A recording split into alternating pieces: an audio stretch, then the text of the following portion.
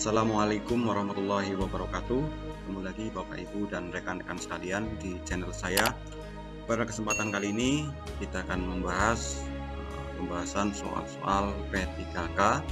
Barangkali bermanfaat ya. Dan untuk kesempatan kali ini kita akan membahas soal-soal berkaitan P3K untuk guru ya, terutama di soal-soal pedagogik. Baiklah, jangan lupa tonton terus videonya. Bagi yang belum subscribe channel saya, silakan di subscribe, komen, tekan tombol like, komentar silakan, dan bagikan ke rekan-rekan kita yang membutuhkan. Baiklah, langsung saja dan rekan-rekan sekalian, kita mulai dengan pembahasan soal yang pertama. Nomor 1, tujuan pembelajaran yang menggambarkan proses dan hasil belajar yang diharapkan dicapai oleh peserta didik sesuai dengan kompetensinya dimuat dalam A. Silabus, B. RPP, C. Silabus dan RPP, D. SKL. Tujuan pembelajaran yang menggambarkan proses dan hasil belajar yang diharapkan dicapai oleh peserta didik sesuai dengan kompetensinya dimuat dalam, di mana Bapak Ibu? Ya, termuat di dalam RPP. Jawabannya yang B. Kita lanjutkan soal yang kedua. Soal nomor 2. Silabus dan RPP sama-sama sebagai rencana proses pembelajaran. Perbedaannya adalah yang A. Silabus berisi kompetensi dasar, sedangkan RPP mengarahkan kegiatan belajar untuk mencapai kompetensi dasar. B. Silabus bersumber dari standar isi dan standar lulusan, sedangkan RPP bersumber dari standar kompetensi lulusan. C. RPP dibuat oleh setiap guru, sedangkan silabus dibuat oleh tim guru. Atau yang D. RPP dan silabus keduanya disusun oleh tim guru setiap satuan pendidikan. Bagaimana Bapak Ibu, rekan-rekan? Silabus dan RPP sama-sama sebagai rencana proses pembelajaran. Perbedaannya adalah ya, yang A. Silabus berisi kompetensi dasar, sedangkan RPP mengarahkan kegiatan belajar untuk mencapai kompetensi dasar. Jadi jawabannya yang A. Selanjutnya nomor 2. Soal nomor 3. Rencana pelaksanaan pembelajaran atau RPP disusun untuk setiap KD yang dapat dilaksanakan dalam 1 kali pertemuan atau lebih. RPP ini dijabarkan dari A. Silabus untuk pembuatan indikator dan tujuan pembelajaran dalam upaya mencapai KD. B. Silabus untuk pembuatan tujuan pembelajaran dan materi dalam upaya mencapai KD. C. Silabus untuk pembuatan indikator dan penilaian dalam upaya mencapai KD. Atau D. Silabus untuk mengarahkan kegiatan belajar peserta didik dalam upaya mencapai KD. RPP disusun untuk setiap KD yang dapat dilaksanakan dalam 1 kali pertemuan atau lebih, dijabarkan dari silabus untuk mengarahkan kegiatan belajar peserta didik dalam upaya mencapai KD. Jadi jawabannya yang D. Jangan lupa yang belum subscribe, like, silakan ditekan tombolnya Bapak Ibu dan rekan-rekan sekalian. Kita lanjutkan soal selanjutnya, soal nomor 4. Fungsi indikator dijadikan sebagai penanda dalam A. Pencapaian standar kompetensi, B. Pencapaian kompetensi dasar, C. Pencapaian tujuan pembelajaran, atau D. Pencapaian standar kelulusan. Fungsi indikator dijadikan sebagai penanda dalam pencapaian kompetensi dasar. Jawabannya yang B. Soal selanjutnya, soal nomor 5. Dalam menggunakan media dan alat bantu mengajar, guru sebaiknya memperhatikan beberapa faktor di bawah ini, kecuali satu, yaitu metode mengajar yang digunakan guru, B. Karakteristik bahan ajar, C. Waktu yang tersedia untuk kegiatan pembelajaran, atau D. buku sumber yang digunakan dalam pembelajaran.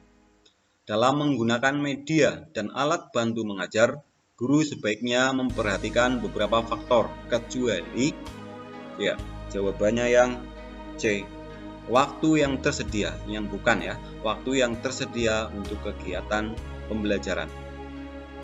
Bapak Ibu dan rekan-rekan sekalian, selanjutnya soal nomor 6. Model pembelajaran yang mempunyai keunggulan antara lain berpikir dan bertindak kreatif, memecahkan masalah yang dihadapi secara realistis, merangsang perkembangan kemajuan berpikir siswa untuk menyelesaikan masalah yang dihadapi dengan tepat adalah A. Role playing, B. Inquiry, C. Problem solving, atau D. Contextual learning.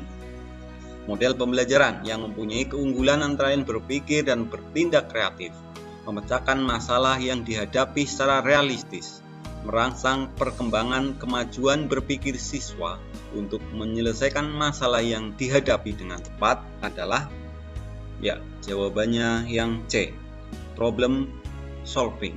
Model pembelajaran problem solving.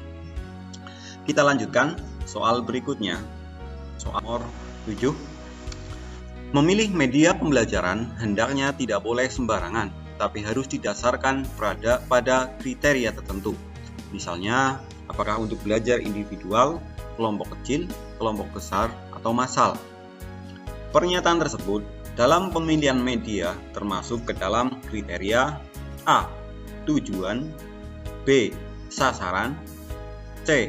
Ketersediaan, atau D. Konteks penggunaan.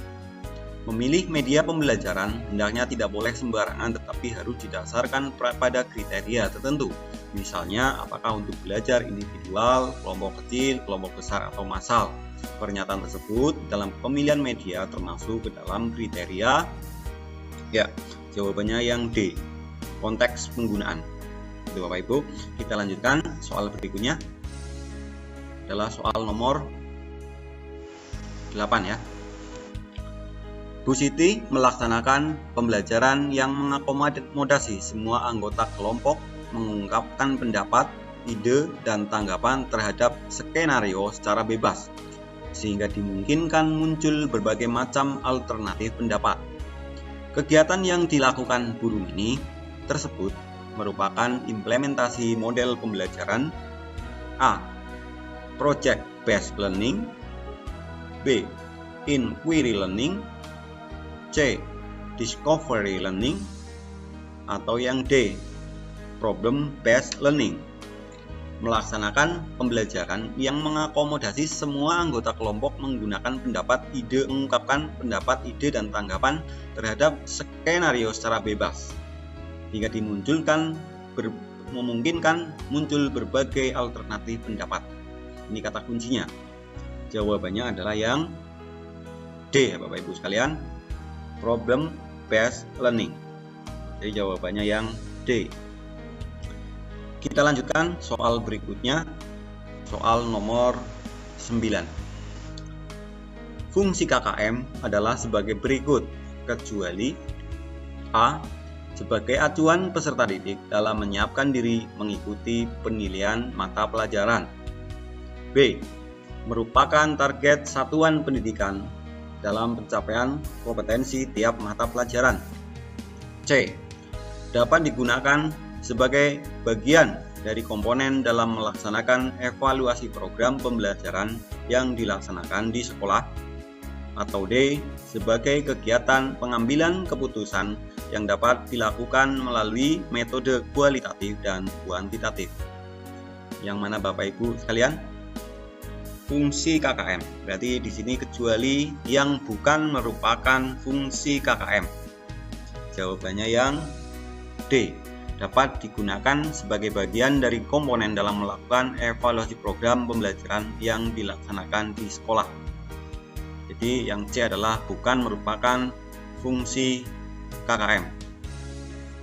Lanjut Bapak Ibu sekalian, soal berikutnya, soal nomor 10.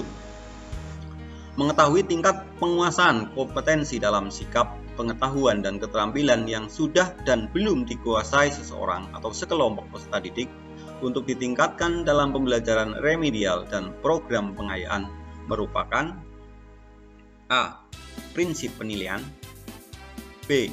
Fungsi penilaian, C.